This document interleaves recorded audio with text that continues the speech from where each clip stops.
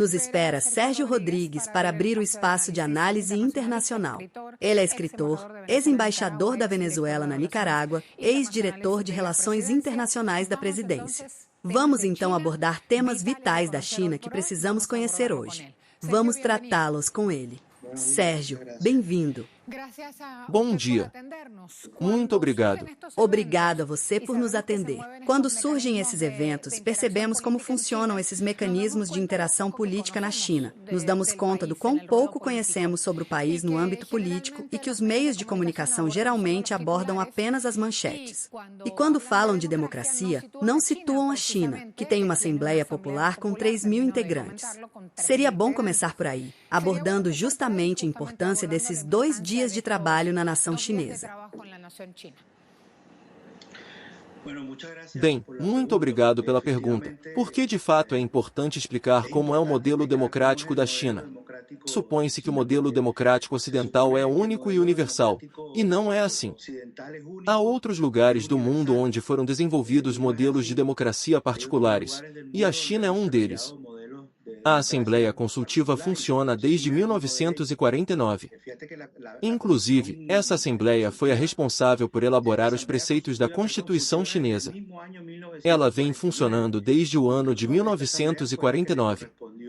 Por que é importante? Porque se fala em 2 sessões. Estamos falando do Poder Legislativo, que é a Assembleia Nacional Popular, o órgão máximo de poder do Estado, e esse outro órgão, que só existe na China, e que é muito interessante porque possui 3 funções básicas. Uma função consultiva, de modo que as principais decisões tomadas pelo Estado são consultadas nessa instância.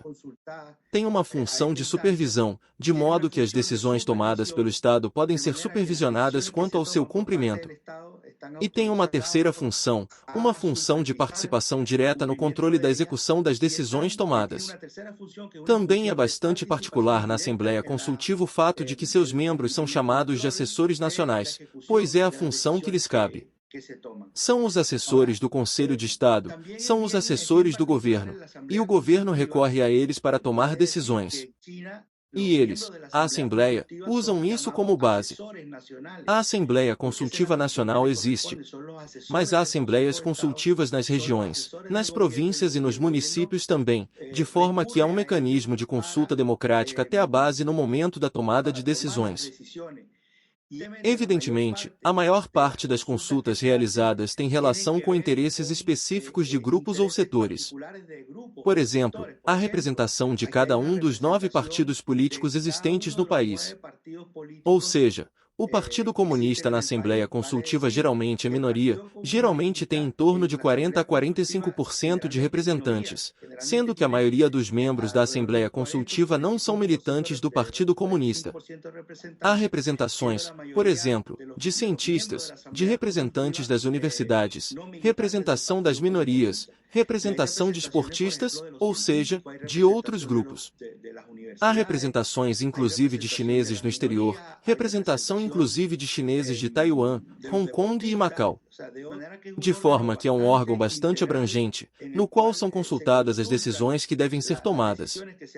Isso é diferente da Assembleia Nacional Popular, que também vai sessionar e que tem a função legislativa, ou seja, a função de fazer as leis e de exercer o controle sobre o funcionamento do Estado. É um órgão fiscalizador e um órgão supervisor. São muito importantes os 4 temas que vão ser tratados e que vocês mencionaram ao início do programa. O primeiro, o tema da Covid-19. Mas não apenas a Covid-19 em si, vão fazer uma análise profunda. Que evidentemente na China foram cometidos erros no mês de janeiro, alguns motivados pelo desconhecimento de um vírus novo e desconhecido. Mas erros foram cometidos. Os próprios cientistas e dirigentes políticos chineses dizem que houve uma reação tardia. Então vão tomar medidas para generalizar decisões e leis para o futuro, quando ocorrerem novos surtos.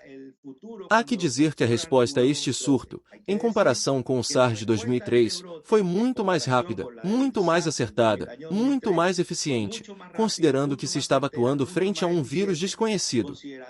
Esse é, portanto, o primeiro grande tema e certamente será o mais importante a ser debatido.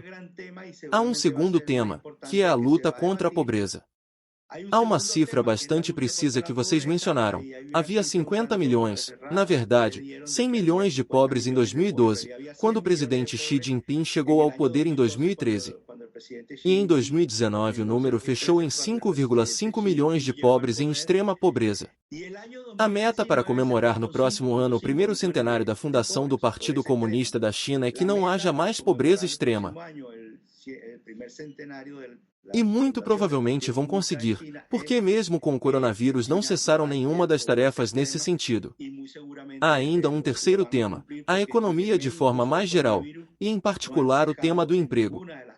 As medidas tomadas pelo governo permitiram que a queda do emprego em meio à Covid-19 fosse de apenas meio ponto, passaria para 5,5%, que era o que eles tinham planejado. O desemprego está em 6%. Então estão tomando medidas para recuperar e estabilizar o emprego. Quanto à projeção da economia chinesa, há que dizer que, se bem é certo que a Covid-19 significou uma queda de quase 7% da economia no primeiro trimestre, o PIB teve uma queda de 6,8%. Já em abril houve crescimento econômico, o que evidencia a vitalidade da economia chinesa apesar da Covid-19. E é interessante ver as cifras que o próprio Fundo Monetário Internacional projeta, dizendo que a China ao final do ano vai crescer 1,2%. O que é bastante baixo para a China, e em geral um crescimento econômico muito baixo, especialmente para a China, que vinha crescendo acima de 6%. Mas o problema é que o mundo vai ter crescimento negativo. A China vai ser um dos poucos países do mundo que terá crescimento positivo. Mas o dado mais interessante de tudo é que o Fundo Monetário Internacional projeta para o ano de 2021 um crescimento de 9,2%, ou seja, em condições em que há uma queda muito brusca das importações, por causa da Covid-19. Isso significa que haverá um forte estímulo ao mercado interno para impulsionar a economia e fazê-la crescer apesar da situação. E o quarto tema que vão discutir, um tema que vem sendo debatido há 6 anos, é a aprovação de um Código Civil, que é um tema que vem sendo discutido há muitos anos e que vai integrar uma série de leis de diferentes tipos que serão concentradas neste documento. Assim, como você dizia, é muito interessante o simples fato de que a realização, o simples fato de que ocorra de forma presencial, como você dizia, de que possam se reunir essa grande quantidade de deputados, o que também manda um sinal. Apenas 3 ou 4 meses depois do início da Covid-19. Normalmente, esse evento central, que costuma ser realizado em março, foi adiado por 2 meses e agora já está acontecendo. Embora não normalmente, esse evento geralmente dura 2 semanas e agora vai ser realizado em apenas 5 dias. Inclusive, uma das sessões vai ocorrer por teleconferência. Então estamos falando de um claro sinal de retorno à normalidade na China. Vem também a explosão produtiva como próximo passo para 2021. Sérgio, me restam poucos segundos. Quero, por um lado, ir a uma manchete da Xinhua e ouvir sua opinião, breve. Acadêmico russo sobre as conquistas da China na redução da pobreza traz esses números. PIB per capita da China, $10.276 em 2019, superando os $10.000 pela primeira vez. Destaca aumentos nos níveis de bem-estar, crescimento do PIB per capita, taxa de implementação do programa contra a pobreza como impressionantes e mostra eficácia nos esforços da liderança chinesa. Esse acadêmico russo chama-se Sergei Lusiani. E por outro lado mostro também na tela este portal, La Razón, um meio de comunicação da Espanha, que tem como manchete, não é nova, é do fim do ano passado. China empresta ao mundo o dobro do que o FMI e o Banco Mundial juntos. China concede cerca de 2% do PIB mundial. Aqui dizem que são empréstimos como financiamento. Estamos falando de uma manchete de setembro de 2019. Acredito que são dados extremamente interessantes para entender a força justamente deste modelo econômico chinês. Sérgio.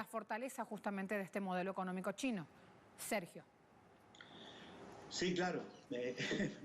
Sim, claro. Não há muito espaço para falar disso em poucos segundos.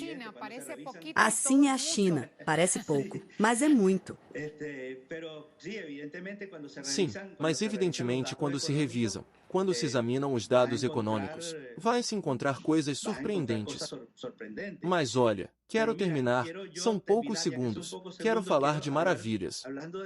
Vou mudar de tema. Foi anunciado que um deserto de 40 mil quilômetros quadrados na China hoje é uma zona totalmente produtiva, totalmente verde. Desse tamanho é a dimensão da transformação da China e do crescimento chinês em direção à solução e à transformação do que eles chamam de uma sociedade modestamente abastada. Imaginem, um deserto, as fotos são impressionantes. 48 mil quilômetros de dunas de areia hoje totalmente verde, produtivo, com árvores, com plantações e com animais que se instalaram, com a criação de uma fauna de tal magnitude. Essa é a dimensão da transformação que está ocorrendo na China. Obrigado, Sérgio. Um grande abraço. Muito obrigado. Obrigado a você e um abraço.